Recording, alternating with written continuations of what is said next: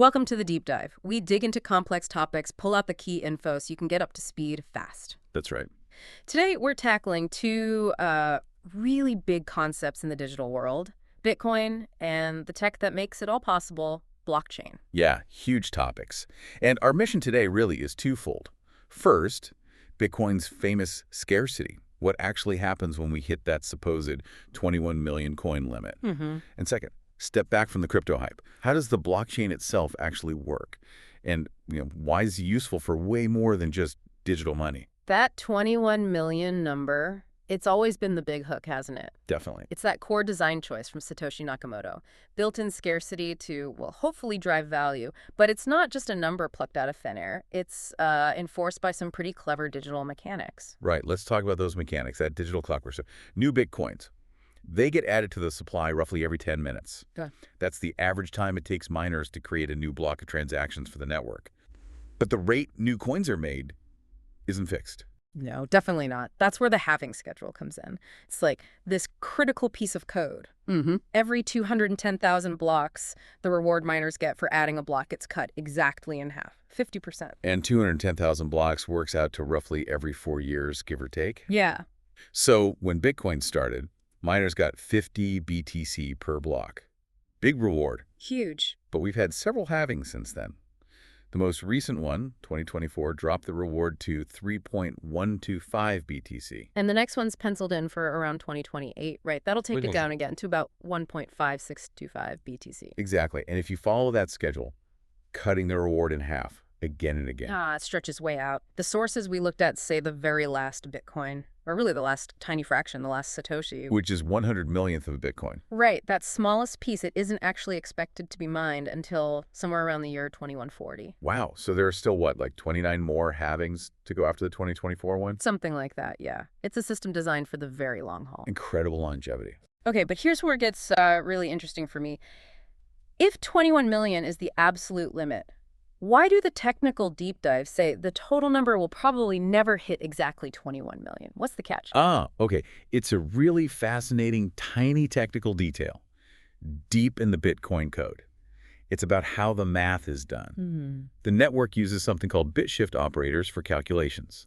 And when it calculates the halved reward, these operators always round down if there's a fraction of a Satoshi involved. So hang on, it's not a bug, it's like a feature to make sure the limit is absolutely predictable, even if it means falling just short. Precisely. You can't have half a Satoshi. It's the smallest unit. Yeah. So the code just discards any fraction. Right. Out of those tiny discarded fractions over, the next century plus. Right. And the final total supply, mathematically, has to end up just a little bit shy of exactly 21 million. Wow, okay. And then there's the whole other layer of scarcity, the human factor, lost coins. Oh, yeah. That's a big one.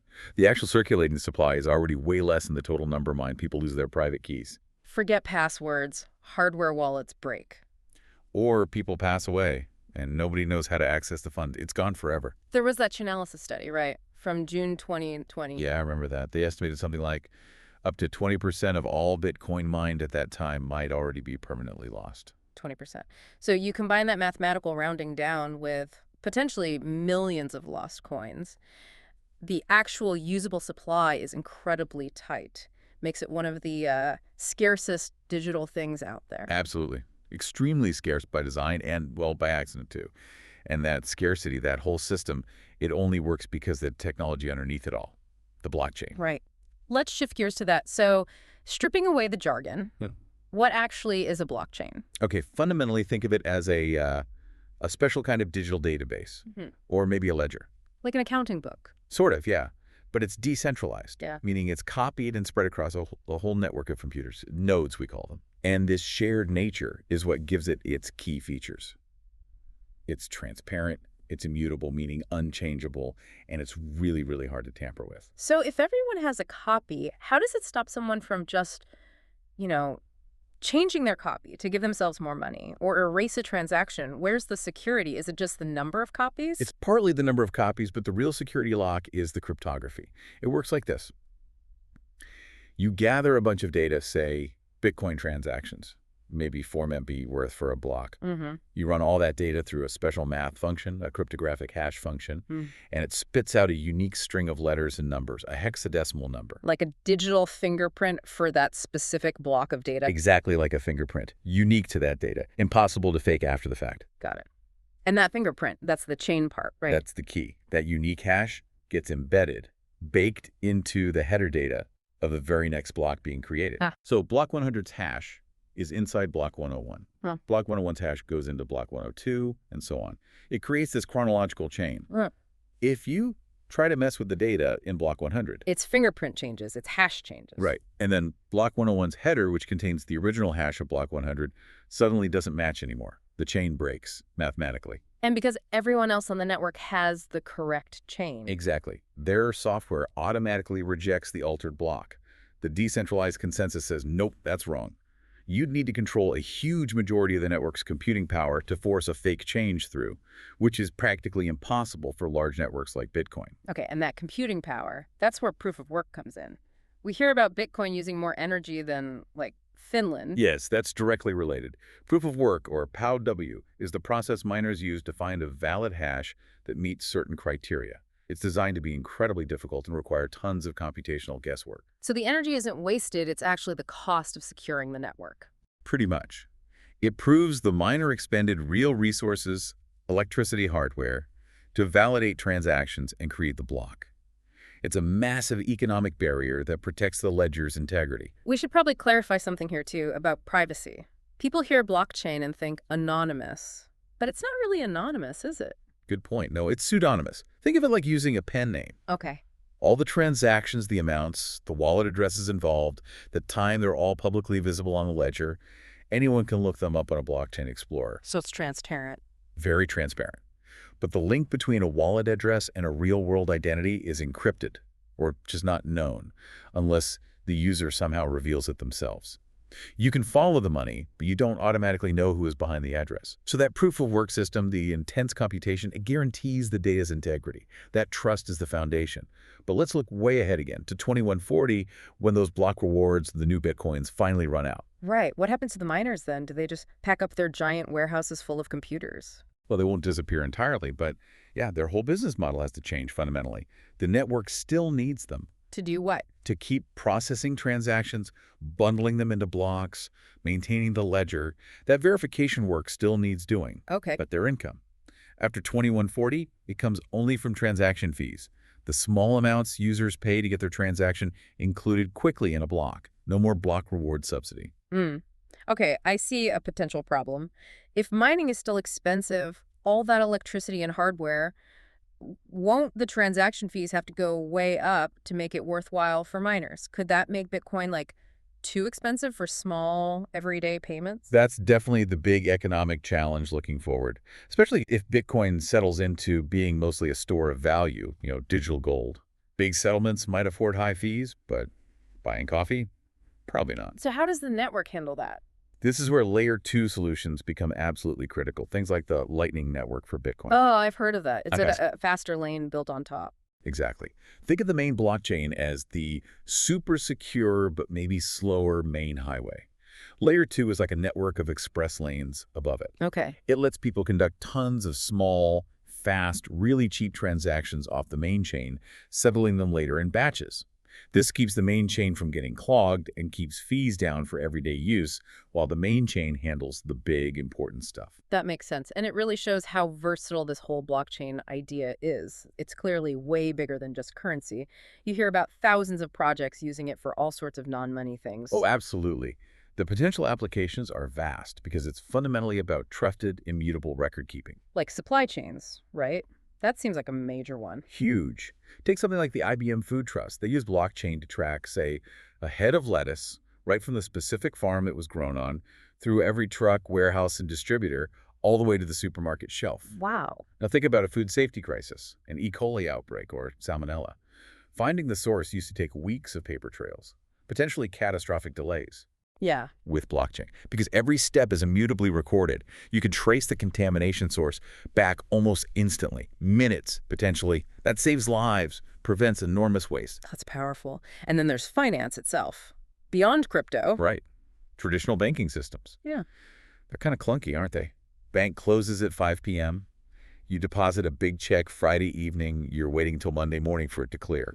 Always frustrating. Blockchain networks. They run 24/7, 365. Transactions can settle in minutes, sometimes seconds, anytime, anywhere. Think about stock market trades. Right now, settling a stock purchase takes like 2 or 3 days, T+2. Right. With a blockchain, you could settle trades almost instantly. Imagine freeing up all that capital currently locked up in settlement delays. Trillions of dollars globally. The efficiency gains are massive. What about like social applications, things beyond business? Definitely. Healthcare is a big potential area. Imagine your medical records stored securely on a blockchain. Immutable. Only you, with your private key, can grant access to doctors. Total control, total privacy. That would be revolutionary. Or think about property records. Right. In many parts of the world, proving land ownership is messy, reliant on paper deeds stored in, dusty local offices, prone to error, corruption, loss. Yeah, a huge problem in developing countries. Blockchain could create a transparent, permanent, easily verifiable digital deed system, massively important for economic stability and individual rights. And didn't they even test it for voting somewhere? They did. West Virginia, back in the 2018 midterms, ran a small pilot using a blockchain-based app for absentee voting for overseas military personnel. How did that work? Basically, each registered voter gets a unique, secure digital token to cast their vote. The ledger records the vote immutably and transparently. The potential is there to, virtually eliminate fraud concerns, maybe boost turnout, get instant results. Yeah. Still challenges, but the potential is fascinating. Okay, so we've seen the potential. It's clearly transformative tech. But like any big disruption, it's not all smooth sailing. There are definitely downsides and challenges we need to acknowledge. Let's try and get a balanced picture based on the sources. What are the big positives? Well, number one has to be accuracy, right? You're taking fallible human intermediaries out of the verification process for many things. Transactions are validated by network consensus, by thousands of computers following strict rules, fewer errors. Makes sense. What? Cost reduction is another big one. Yeah. Think about all the fees we pay to third parties just to verify things. Banks for wire transfers, brokers for trades, notaries for documents. Blockchain can automate or eliminate a lot of that, making things cheaper. And you mentioned accessibility earlier, banking the unbanked. Yeah, that's potentially huge from a global impact perspective. The World Bank figures something like 1.3 billion adults don't have a traditional bank account, often in cash-heavy economies. Blockchain and cryptocurrencies built on it offer a way to securely store value and make payments using just a basic smartphone and internet access. It could be genuinely empowering. Okay, those are compelling upsides. But what about the flip side? The limitations, the problems. We have to start with the technology cost and especially the energy consumption for proof-of-work systems like Bitcoin. Right, the Finland comparison again. Exactly. It's a massive environmental concern and an ongoing operational cost. There's a lot of work on more energy-efficient consensus methods like proof of stake, but POW is still dominant for major chains like Bitcoin. Then there's speed and scalability, right? You mentioned layer 2 helps, but the base layer. Yeah, the base layer capacity is still a bottleneck. Bitcoin averages maybe, 7 to 10 transactions per second? Compare that to Visa, which apparently handles tens of thousands, like 65,000 TPS potential. It's a different league, yeah. So scaling these blockchains to handle truly global transaction volumes for everything is still a major technical hurdle. And the data itself, doesn't the chain just get bigger and bigger? Exponentially bigger. The Bitcoin blockchain, just that one ledger, was already over 650 gigabytes back in September 2025, according to our sources. Wow. Imagine if we start putting everything on blockchains, health records, supply chain data for every product, property deeds for everyone. The data storage requirements become astronomical. It needs clever solutions, constant upgrades. Okay, tech hurdles. What about the human side? Public perception. Yeah, that's a big one too. There's still a lot of public skepticism. And high-profile failures haven't helped. Like the collapse of exchanges. Mt. Gox way back, more recently FTX. Exactly. Those kinds of events really damage trust and make people wary. Sources noted that even in 2024, something like 39% of Americans said they'd just never buy crypto. It takes time to build confidence after things like that. And the association with illicit activity. The Silk Road days. It definitely had that reputation early on. And yes, it can be used for illegal purposes, just like cash or traditional banking can. But the data suggests it's actually a pretty small fraction of overall use now. What did the 2023 numbers show? Chainalysis reported that illicit transactions were only about 0.34% of all crypto transaction volume in 2023. So yes, it happens, but it's not the primary use case by a long shot, despite the headlines. The transparency actually helps investigators trace funds sometimes. Hashtag tag outro.